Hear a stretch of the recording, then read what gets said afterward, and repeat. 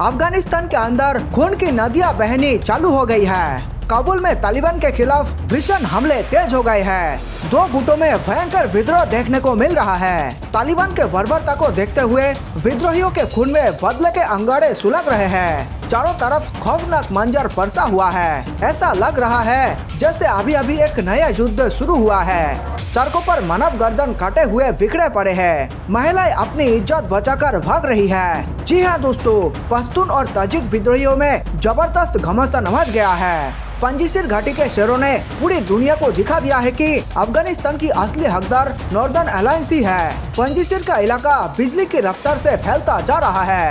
तालिबानी कब्जे छोड़कर भाग रहे हैं। शायद यही वे गृह युद्ध है जिसका अंदेशा पूरी दुनिया लगा रही थी। इस विद्रोही के लपटे पाकिस्तान को चीर रही है। अगर ये विद्रोह पाकिस्तान तक पहुंच गई तो पाकिस्तानी सेना इसे हैंडल नहीं कर पाएगी।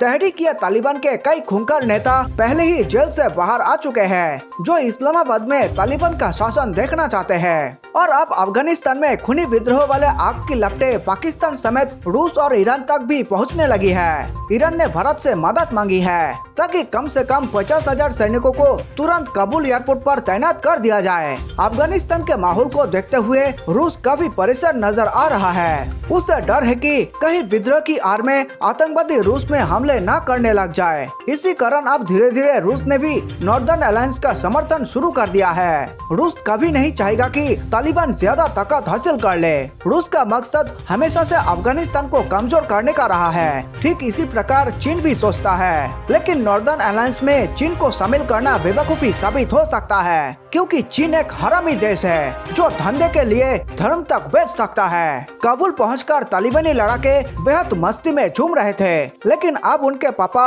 अमरुल्लाह सालेह खूंखार सेना लेकर काबुल में पधार चुके हैं। तालिबान के लिए अफगानिस्तान की सत्ता संभालने का रास्ता इतना सीधा नहीं है, ये साफ हो गया है। उपराष्ट्रपति सालेह का खुद को राष्ट्रपति घोषित करना आम जनता से लेकर थकी हारी और हिम्मत खो चुकी अफगान सेना के लिए मनोबल बढ़ाने का एक बड़ा मोड़ हो सकता है। कई एक्सपर्ट ने यह भी माना है कि अफगान सेना हथियारों से नहीं हौसले से हारी थी। वही सालेह के पास सिर्फ खुफिया नेटवर्क नहीं, पड़ोसी देशों का समर्थन भी है जिन्हें तालिबान से खतरा है। वे भारत के सहयोगी तो रहे ही है। सालेह अभी तक पंजशीर जैसे घर में रहे हैं, जिसे तालिबान के लिए अवैध माना जाता है। तालिबान के ऐलान से उलट सालेह ने साफ कहा है कि जंग अभी खत्म नहीं हुई है, बल्कि ये जंग की शुरुआत है। भारत के दोस्त ने ऐलान कर दिया है कि तालिबान को काबुल से उखाड़ फेंकना उनका एकमात्र मकसद है और उसके लिए उन्होंने जी जान लगा दिया है। उन्होंने लाखों अफगानी सैनिकों को इकट्ठा कर लिया है, जिसके पास हजारों अमेरिकी खतरनाक हथियार मौजूद है। वीडियो में आगे बढ़ने से पहले सभी भारतवासियों को मेरा नमस्कार।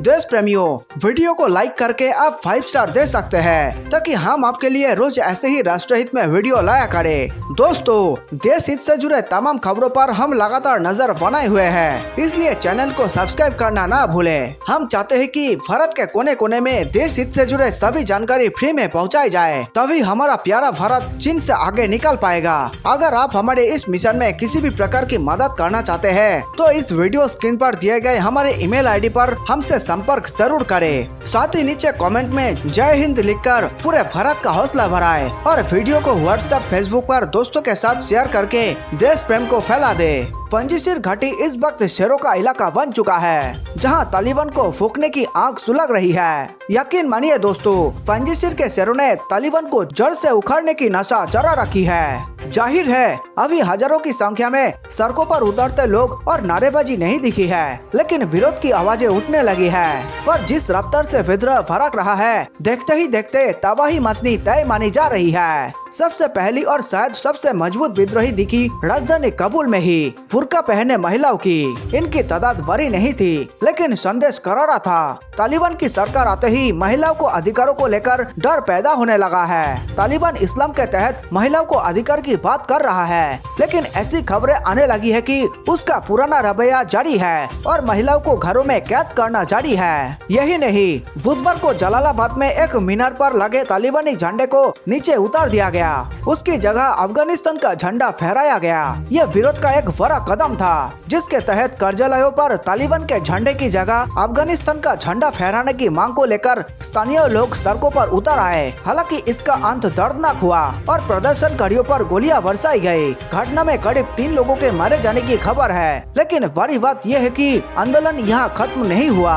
जलालाबाद की आग खुश्तो तक पहुँचने की भी खबरें हैं, जहाँ ऐसे ही विरोध प्रदर्शन देखे गए हैं। सबसे हैरानी की बात यह है कि तालिबान अफगानिस्तान में भारतीयों की मदद कर रहा है और वे बार बार मोदी जी से आग्रह कर रहा है कि अफगानिस्तान के साथ अपना राजनयिक संबंध बनाए रखे। अफगानिस्तान की राजधानी काबुल में तैनात भारतीय दूतावास के कर्मचारी अब नई दिल्ली लौट गए हैं। बताया जा रहा है कि भारतीय दूतावास के कर्मचारियों को तालिबान ने अपना सुरक्षा के घेरे में एयरपोर्ट तक पहुंचाया।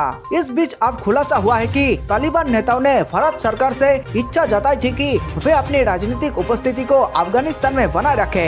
इस आशय का प्रस्ताव खुद तालिबान का वरिष्ठ नेता शेर मोहम्मद अब्बास लेकर आया था, जो भारत में इंडियन मिलिट्री एकेडमी में पढ़ा है। अब्बास को उसके भारतीय दोस्त शेरू के नाम से बुलाते हैं। हिंदुस्तान टाइम्स की रिपोर्ट के मुताबिक शेर मोहम्मद कतर की राजधानी दोहा में मौजूद तालिबानी नेताओं के दल में शामिल था। अब्बास ने इस अनौपचारिक प्रस्ताव से भारतीय दल को चौंका दिया था।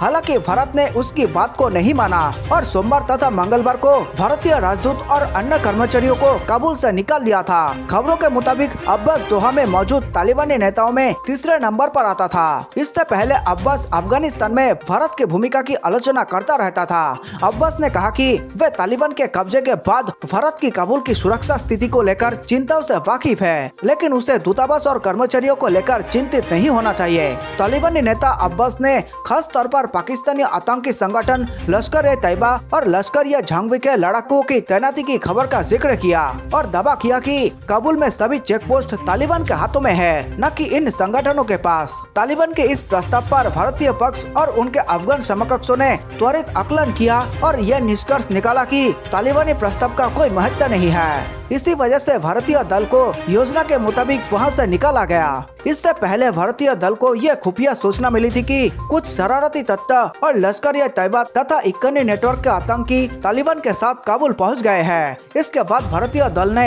यह फैसला किया कि लश्कर और हक्कानी नेटवर्क को देखते हुए राजनयिकों की सुरक्षा को लेकर कोई चांस नहीं लिया जा सकता है। वे भी तब जब भारतीय दल की सुरक्षा और उनकी वतन वापसी भारत की प्राथमिकता होनी चाहिए। तालिबान के इस प्रस्ताव को इस तरह से भी देखा जा सकता है कि वे दुनिया से जुड़ने का प्रयास कर रहे हैं, वे भी तब जब उनके खिलाफ सुरक्षा और मानवाधिकारों को लेकर शिकंजा कस रहा है।